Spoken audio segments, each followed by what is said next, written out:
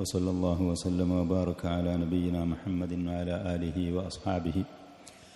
ഇമാം ബുഖാരി റഹ്മത്തുള്ളാഹി അലൈഹി അബ്ദുല്ലാഹി ഇബ്നു അബ്ബാസ് റളിയല്ലാഹു അൻഹുമയിൽ നിന്ന് റിപ്പോർട്ട് ചെയ്തൊരു ഹദീസിൽ അദ്ദേഹം പറയുന്നത്, ഖാല കാന റസൂലുള്ളാഹി സ്വല്ലല്ലാഹു അലൈഹി വസല്ലം അജ്വദന്നാസ്.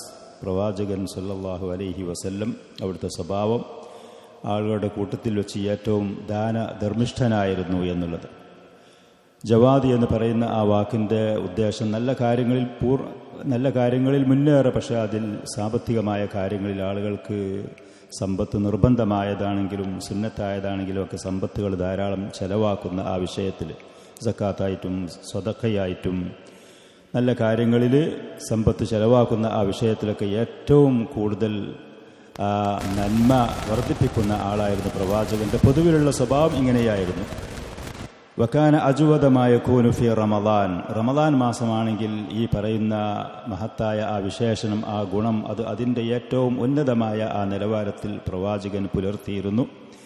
പ്രത്യേകിച്ച് ഹീന യൽഖാഹു ജിബ്രീൽ, റമദാനിൻ്റെ എല്ലാ രാത്രിയിലും മഹാനായ ജിബ്രീൽ അലൈഹിസ്സലാത്തു വസ്സലാമും റസൂലും തമ്മിൽ കണ്ടുമുട്ടലുണ്ടായിരുന്നു.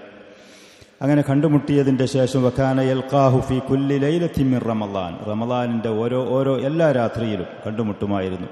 ഫയുദാരിസുഹുൽ ഖുർആൻ, അങ്ങനെ ഖുർആന് പ്രവാചകന്റെ മേലെ ഇറക്കപ്പെട്ട ആ ഖുർആന് പൂർണ്ണമായിട്ടും ജിബ്രീലിന് പാരായണം ചെയ്ത് കൊടുത്തുകൊണ്ട് അതിൽ എന്തെങ്കിലുമൊക്കെ പ്രവാചകന് സംശയമുള്ള കാര്യങ്ങളോ അതല്ലെങ്കിൽ അതിൽ അറിയിച്ചു കൊടുക്കേണ്ട വിഷയങ്ങളോ അദ്ദേഹം പ്രവാചകന് അറിയിച്ചു കൊടുക്കുമായിരുന്നു. ആ ഒരു മുദാറസ, ആ ഒരു റിവിഷൻ, ആ ഖുർആന് പഠിക്കൽ, ആവർത്തിക്കൽ, അതിൻ്റെ ഹിഫ്ളും അതിൻ്റെ നിയമങ്ങളും കാര്യങ്ങളും പഠിക്കുന്ന ഈ ഒരു സ്വഭാവം പ്രവാചകനുണ്ടായിരുന്നു.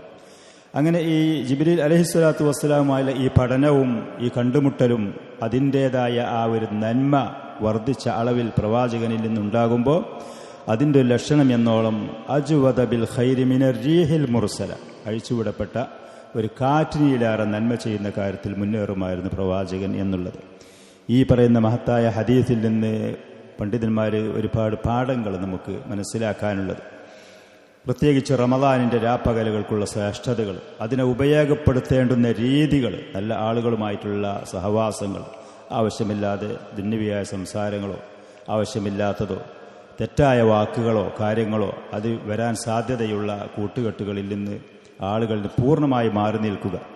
നല്ല ആളുകളുമായിട്ട് കൂടിയിരിക്കുകയാണെങ്കിൽ തന്നെ മഹത്തായ ഖുർആനുമായിട്ടുള്ള പഠനവും ദീനിൻ്റെ കാര്യങ്ങളും, അതേപോലെ ദാനധർമ്മങ്ങളുടെ വിഷയത്തിൽ സക്കാത്ത്, നിർബന്ധമായ സക്കാത്തിൻ്റെ കാര്യത്തിൽ, അതേപോലെ ഐച്ഛികമായി സാമ്പത്തികമായി ആളുകൾക്ക് നൽകേണ്ടുന്ന വിഷയങ്ങൾ, നോമ്പ് തുറയാണെങ്കിലും അത്താഴത്തിൻ്റെതാണെങ്കിലും ഭക്ഷണ സാധനങ്ങൾ നൽകുകയാണെങ്കിലും മറ്റുള്ള സാമ്പത്തികമായ ആളുകൾക്ക് അല്ലാഹു സുബ്ഹാനഹു വ തആല നമുക്ക് നൽകിയ സമ്പത്തിൽ നിന്ന്, കഴിവിൻ്റെ പരിധിയിൽ നിന്നുകൊണ്ട് അത് ചെലവാക്കുന്ന വിഷയത്തിലാണെങ്കിൽ പ്രവാചകനെ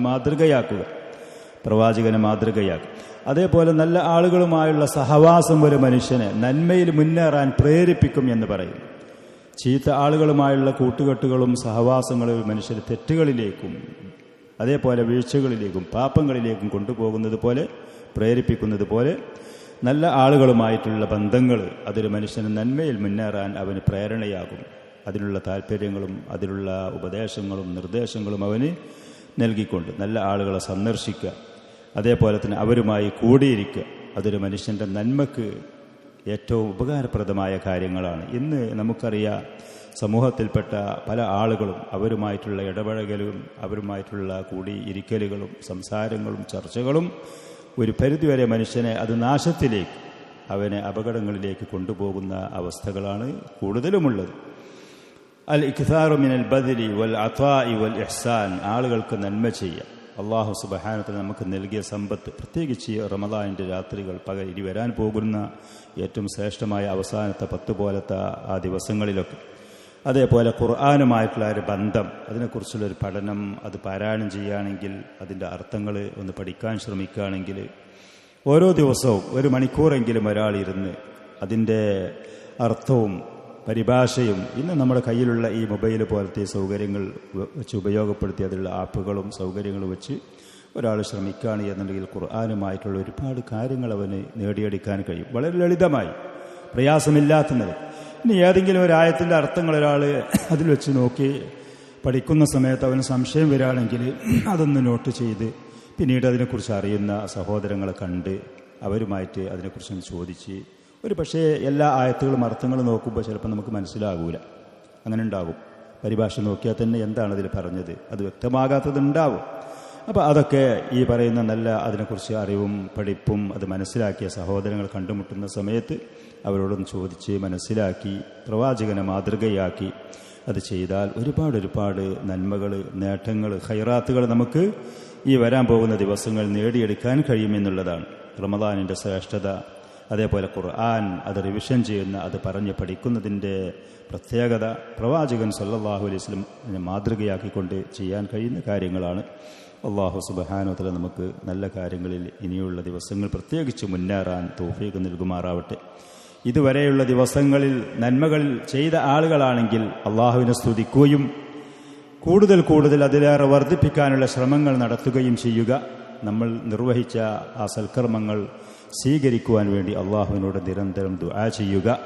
വീഴ്ചകളോ കുറവുകളോ സംഭവിച്ചതാണെങ്കിൽ പശ്ചാത്തപിച്ച് അള്ളാഹുവിലേക്ക് മടങ്ങുക. ഇനിയുള്ള രാപ്പകലുകൾ അത് നേടിയെടുക്കാനും അതിൽ നിന്ന് സൽക്കർമ്മങ്ങളിൽ മുന്നേറാനും നാം ഉത്സാഹം കാണിക്കുക. അള്ളാഹുവിനോട് സഹായത്തെ തേടുകയും ചെയ്യുക. ഹദാ വസല്ലല്ലാഹു വസല്ലം വബാറക അലാ നബിയിനാ മുഹമ്മദിൻ.